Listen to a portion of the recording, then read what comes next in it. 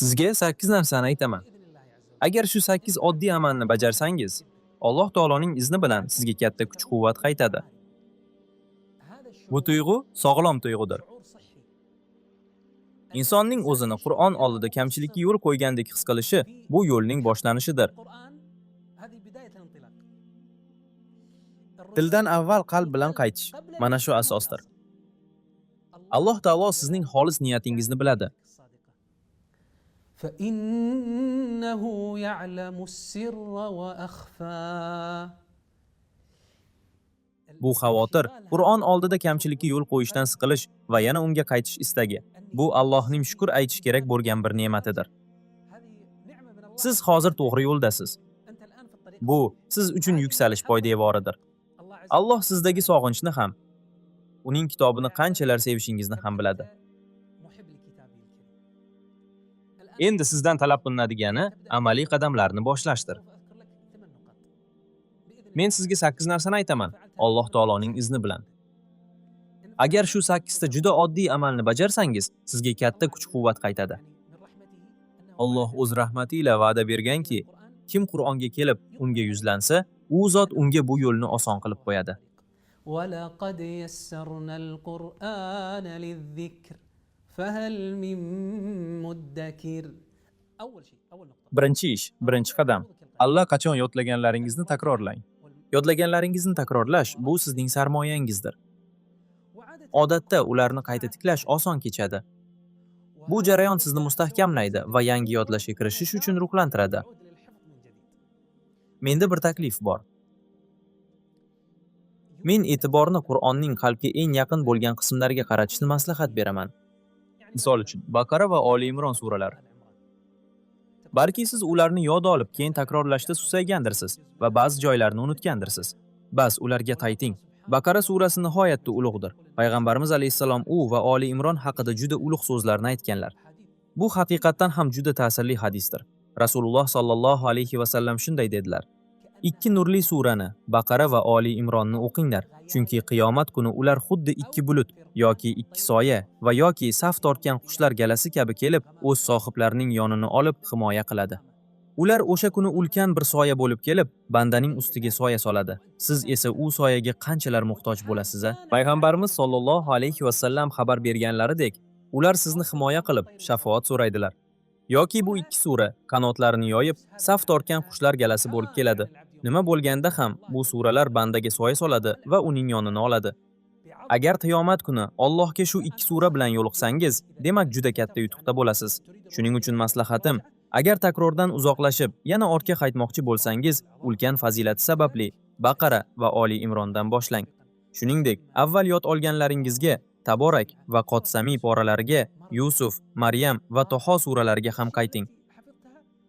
Bu suralarni avval yodlagansiz, ular hali ham siz bilan faqat ozgina sayqal kerak xolos. Ularni tezda tiklashda ajoyib bir yengillik topasiz. Demak, eski yodlaganlaringizni takrorlang. Bu birinchi qadam. Ikkinchi masala esa, Allohga qasamki, shaxsan o'zim yodlashda va takrorda kuch olish uchun doim shu usuldan foydalanaman. Hatto bugun ham vazifani takrorlamoqchi bo'lsam, mana shu ajoyib davoga yuzlanaman. Istig'for aytish va la havla va la quvvata illa billah kalimasi. Qiroatni boshlashdan oldin Allohning rahmatini va mag'firatini so'rash uchun vaqt ajrating. Istig'forning eng ulug'i shudir. Allohim, sen mening Robbimdirsan. Sendan o'zga iloh yo'q. Meni sen yaratding va men sening qulingman. Kamchilik va gunohlaringizni tan oling. Allohning huzurida o'zingizni siniq tuting, chunki Alloh buni yaxshi ko'radi. Keyin esa la havla va la quvvata illa billah deng. Siz bu bilan Allohga nola qilasiz. Ey Robbim, meni bu zaiflik va unutish holatidan zikr va kuchli xotira holatiga o'zing o'tkaz. Sening yordamingsiz menda hech qanday kuch yo'q. Bu go'zal usuldir. Uni ko'p bora takrorlang.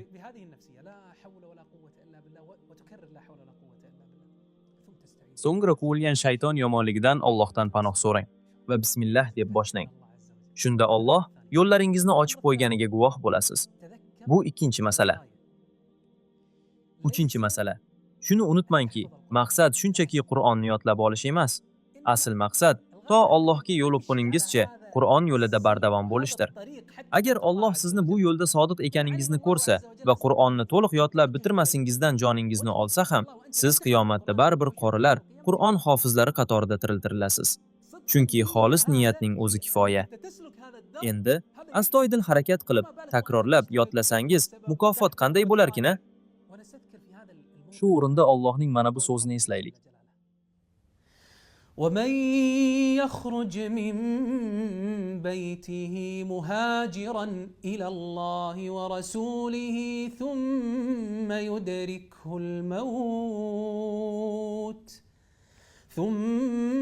يدركه الموت فقد وقع أجره على الله يا الله العظمة. Qarang, bu qanday buyuk marhamat. Ko'ryapsizmi? U manziliga yetmadi, lekin yo'lga xolis niyat bilan chiqqani uchun Alloh uning mukofotini kafolatlab qo'ydi. Chunki Alloh Ash-Shakur, ya'ni ozgina amalni ham ko'p taqdirlovchi zotdir. 4-masala va bu juda muhim nuqtadir. O'zingizga Qur'oniy hamrohlar toping. Sizni o'z nafsingiz yomonligidan himoya qiladigan do'stlar tuting. Agar nafs bo'sh qolsa, shayton unga darhol hukmronlik qiladi va ich-ichiga yomonlikni yoyadi. Chunki nafs tabiatan yomonlikka buyuruvchidir, magar Alloh rahim qilganlargina bundan mustasno. Alloh bizga buni shunday bayon qiladi. واصبر نفسك مع الذين يدعون ربهم بالغداة والعشي يريدون وجهه ولا تعد عيناك عنهم تريد زينة الحياة الدنيا ولا تطع من أغفلنا قلبه عن ذكرنا واتبع هواه وكان أمره فرطا. Qur'on ahli bilan birga bo'lishda sabrli bo'ling. Masjidda o'tirishlar, soatlab qilingan takrorlar, oyatlarni ovoz chiqarib o'qishlar, bularning bari yozib qo'yiladi va aslo zoya ketmaydi. Alloh sizning bu zahmatlaringizni aslo bekorga ketkazmaydi. Aynan shunday hamrohlik sizni nafsingizning yomon mayllaridan himoya qiladi. Agar inson yolg'izlanib, solih hamrohlarsiz qolsa, u zaiflashadi. Ammo Qur'on ahli orasida bo'lsangiz, qayta tirilasiz, yashnaysiz, nurga to'lasiz. 5-masala. Qur'on ahli haqida o'qing. Qur'onni yod olgan, tilovat qilgan va uni xatm qilgan zotlarning siyratlarini o'qing. Siz uning rivoyati bilan yod olayotgan Imom Hafs haqida o'qing. Buyuk imom Shuba haqida ham o'qing. Imom Shubaning vafoti haqida o'qing. Bu haqiqatan aql bovar qilmas voqeadir. Jon berayotganlarda qizlari yig'layotgan edi. Shunda u zot dedilar: "Nega yig'layapsan? Axir Allohga qasamki, ana bu burchakda men Qur'onni minglab marta xatm qilganman." Aqlga sig'maydi. Qur'on ahli Allohning roziligiga yetishishga shoshilgan zotlar. Qarang, ularning hayoti Qur'on bilan qanday nurga to'lgan, ular qanday aziz qilinganlar. Allohdan bizni ham ular qatoriga qo'shishini so'raymiz. 6-masala. Allohning sizga bergan ne'matlari haqida tafakkur qiling.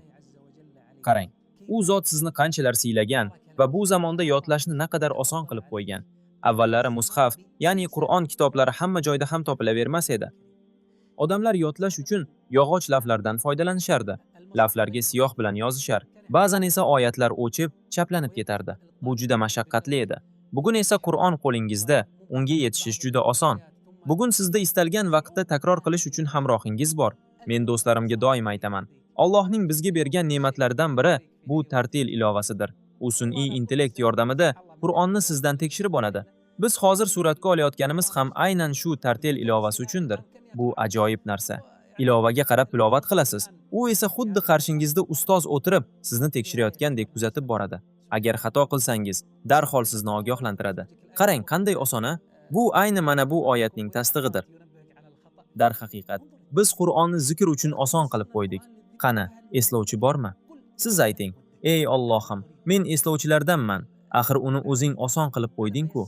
Alloh sizga ato etgan bu ne'matlarni qalbingizdan his qiling. 7-masala. To'xtab qolganingiz muhim emas. Muhimi, siz yana ortga qaytdingiz. To'xtab qoldim, izdan chiqdim degan bu o'y-xayollar qafasdan chiqing. Bu fikrlarni ortga uloqtiring. Mana, qaytdingiz-ku. Endi shunday deng. Alhamdulillah, uning fazli ila xayrli ishlar mukammal bo'ladi. Bu yo'lda davom eting va aslo to'xtamang.